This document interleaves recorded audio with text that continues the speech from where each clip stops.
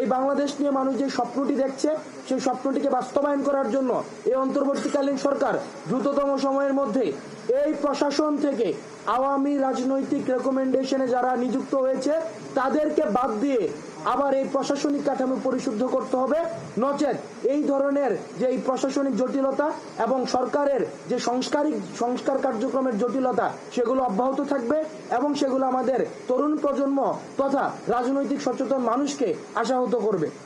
তৃতীয় যে বিষয়টি সেটি হচ্ছে আমরা দেখছি যে বিভিন্ন প্রাতিষ্ঠানিক আন্তঃকলহ যুক্ত হচ্ছে।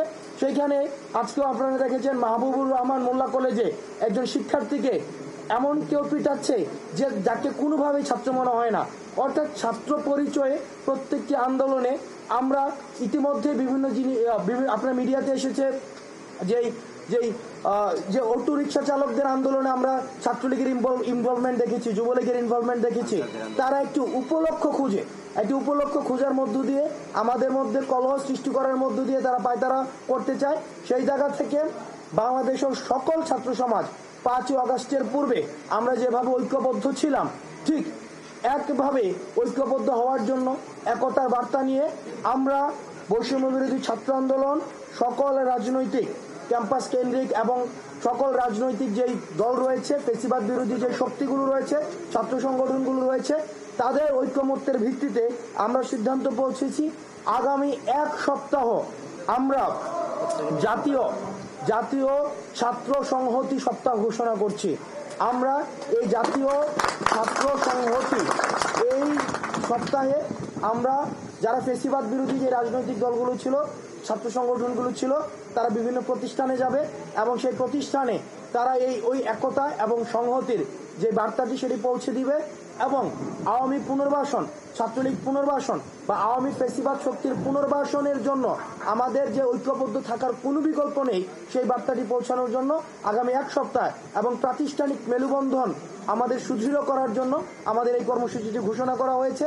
আজকে এই আমাদের তাৎক্ষণিক আলোচনায় যে ছাত্র সংগঠনগুলো, ফেসিবাদ বিরোধী ছাত্র সংগঠনগুলো উপস্থিত হতে পারেননি, আপনারাও একই ধরনের কর্মসূচি আপনারা পালন করবেন বলে আমরা আশা রাখছি। এবং আমরা আজকের এটি একটি গুরুত্বপূর্ণ মিটিং, এই মিটিংয়ে আরও কিছু সিদ্ধান্ত রয়েছে। আমাদের এটি শেষ আলোচনা নয়, আমাদের আলোচনা অব্যাহত থাকবে।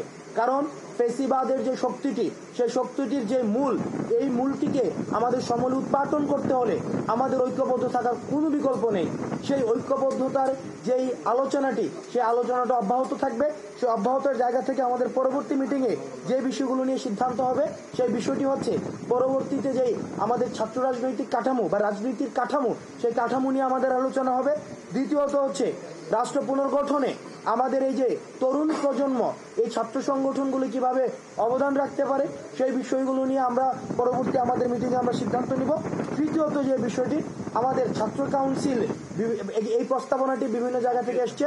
ছাত্র কাউন্সিল অর্থাৎ ঐক্যবদ্ধ হওয়ার যে ফরম্যাটটি ছাত্র কাউন্সিলের প্রস্তাবনা এসছে, সেটির ফরম্যাট কিভাবে হতে পারে বা এটির প্রোজ এন্ড কনস নিয়ে আমরা আগামী যেই ডিসকাশনটি যেটি হবে সেটিতে আমরা সেই বিষয়গুলো নিয়ে আমরা আলোচনা করব আজকে। এবং আমরা আজকে একটি বিষয় আমরা এখানে একমতে পৌঁছেছি বা এখানে একমতে এগুলো নিয়ে পলিসি ডিসকাশন পরের সপ্তাহ হবে। তবে এই বিষয়টি হচ্ছে যে ছাত্র সংসদ নির্বাচন নিয়ে বা ছাত্র সংসদে ছাত্র প্রতিনিধিত্বের যে জায়গাটি অর্থাৎ যে প্রয়োজনীয়তাটি, এই প্রয়োজনীয়তাটি আমরা এই ছাত্র সংগঠন যারা ছিল, ফেসিবাদ বিরোধী যে ছাত্র সংগঠনগুলো, তাদের মধ্যে এই প্রয়োজনীয়তা উপলব্ধি হচ্ছে। এখন সেটির ফরম্যাট কেমন হবে, কিভাবে সেই প্রক্রিয়াটি আগানো যাবে, সেই বিষয়গুলো নিয়ে আমরা পরবর্তী আলোচনায় সেই বিষয়গুলো নিয়ে আমরা কথাবার্তা বলবো। এখন সার্বিকভাবে আমরা আহ্বান জানাবো যে আমাদের স্কুল কলেজের যে ভাইয়েরা রয়েছেন, আপনাদের কাছে আমরা আহ্বান জানাবো, দেখেন এই দেশটা আমরা একটা দীর্ঘ লড়াই সংগ্রামের, এখানে যারা এখানে বসে আছেন প্রত্যেকেই আমরা এখানে প্রত্যেকটা মানুষ দীর্ঘ সংগ্রামের পরে আজকে আমরা নতুন একটি বাংলাদেশ বিনির্মাণের শুরুটা করতে পেরেছি মাত্র। আপনাদের ভুলে গেলে চলবে না, আমাদের যে একতার একটি শক্তি, এই শক্তি কিন্তু হচ্ছে শিক্ষা প্রতিষ্ঠানের আপনারা ছাত্ররা, আপনারা হচ্ছেন আমাদের শক্তি। এই শক্তির জায়গা থেকে আপনাদেরকে বিভিন্নভাবে বিভাজনের চেষ্টা করা হবে, আপনাদেরকে নিয়ে বিভিন্নভাবে ব্যাড পলিটিক্স করার চেষ্টা করা হবে।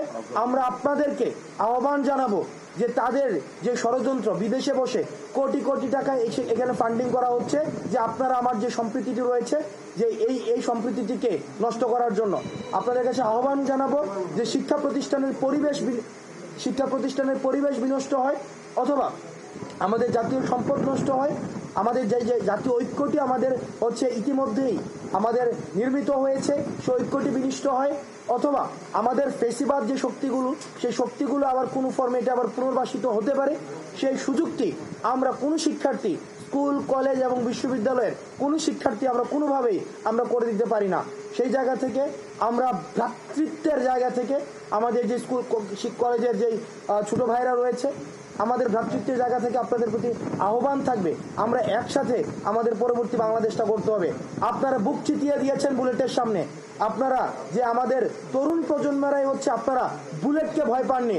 আপনারা ওই পুলিশ বলেছেন একটা বুলেট দিয়ে মারি, আবার আরেকটা উঠে দাঁড়ায়।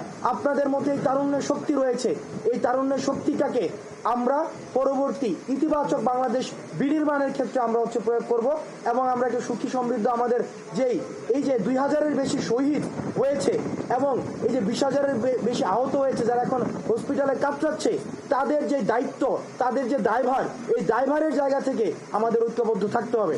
এই পর্যায়ে আজকের মিটিং নিয়ে আমাদের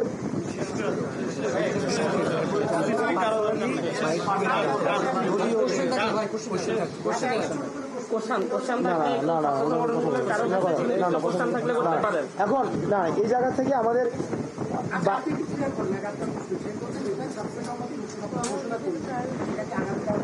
আগামীকাল থেকে শুরু হবে।